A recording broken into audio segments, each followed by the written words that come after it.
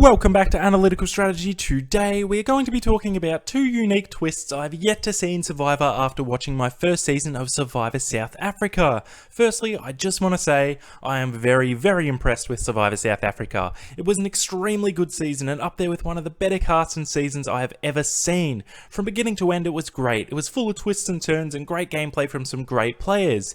There were a couple of twists I wasn't overly fond of in this season, but there were a couple of small ideas South Africa implemented which were fantastic, and not too over the top in terms of production changes. So I personally think a lot of production changes in Survivor can often be too extreme, but I think Season 6 of Survivor South Africa, these twists were subtle changes that didn't have an impact on the general concept of Survivor, and I think they should be definitely implemented in an international seasons of Survivor moving forward. I will touch upon the concepts of these twists without giving any spoilers of contestants' placements or anything like that. So firstly, I'm going to be talking about the Tribe Swap Reward Challenge within this season. As we've seen in many seasons of Survivor, 2 tribes often turn into 3 tribes. In US Survivor, this often results in a random buff draw, where 2 of the tribes go back to the original camps, and the 3rd tribe goes to a new beach where they have to start from scratch, with very little food and no shelter. We have seen in these seasons that the contestants who have to start over are absolutely spent in the game. They are running on little food, causing them to be weak, which makes it very difficult for them to win challenges, which can result in the other 2 tribes growing stronger by winning these rewards and immunities. There has to be an element of luck in Survivor, there is no doubt about that, but severely disadvantaging a third of the contestants by picking the wrong buff is a little harsh to me. I think this season of Survivor South Africa absolutely nailed how to deal with switching from 2 tribes to 3 tribes. They conducted a reward challenge as soon as the tribes are switched, and the winner of that challenge, rather than going to a new beach with absolutely nothing and having to start from scratch, they get to go to a new beach but with a pre-constructed shelter along with rewards won in previous challenges. Now this isn't an over-the-top beach like what we saw in Survivor Fiji, but a nice upgrade from the beaches that they were at previously. To add to this, second place in the challenge gets to choose between the 2 remaining beaches, while the last place tribe gets whatever was left over. I love the concept of choosing which beach you would like to live on as part of winning a reward. I think it is a great idea. The losing tribe still gets to go back to a pre-existing beach, so they aren't severely disadvantaged in comparison to going to a beach with nothing at all.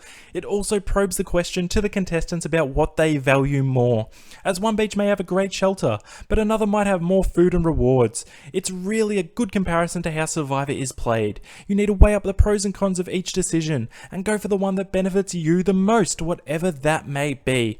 I'm a massive fan of this idea when 2 tribes become 3, and I think it should be implemented in this fashion moving forward. So the other twist I'm going to be discussing is a variation of a concept that we have seen already in US Survivor, but it has been slightly tweaked in Survivor South Africa, and that is finding hidden immunity idols at challenges. Within US Survivor, we have seen contestants find clues that in the following challenge it will show them a location to where an idol is, and they have to be somewhat daring to try and obtain that idol in front of everyone watching. Now, to my knowledge, there hasn't really been an instance of the contestant being caught within US Survivor of finding an idol within a challenge. It is generally well hidden and gives the castaways a really strong opportunity to obtain the idol with only a small chance of getting caught. Now, within this season of Survivor South Africa, there were clues at each camp not for the next challenge, but an unspecified upcoming challenge where the idol will be located, and there was one for each tribe. Firstly, I like this idea as it increases the odds of this clue being found by both tribes before the challenge takes place.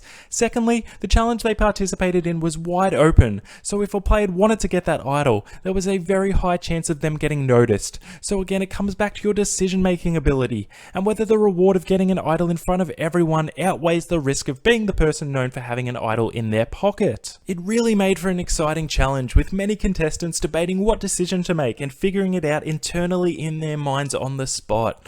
I was surprised that once each tribe figured out there was an idol per tribe, that one contestant didn't try and get both idols in front of both tribes. That would have been a huge ballsy move. So I do really like this concept, but I do prefer the idea of both tribes getting the clue to the same idol in the same challenge, rather than one idol per tribe within that challenge. That could result in people from multiple tribes battling it out to get this idol, and the notion of getting it subtly would be extremely difficult, but even more impressive if it could be pulled off. It's a really nice idea overall, but I think with this one more tweak it could be even better. So these are just a couple of small observations from a fantastic season season of Survivor South Africa. Have you seen it and do you enjoy it? I look forward to seeing more international versions during the off-season. Remember to like, comment and subscribe for more content coming very, very soon. This is Analytical Strategy and we are signing out once again. I'll see you on the next one. Bye for now.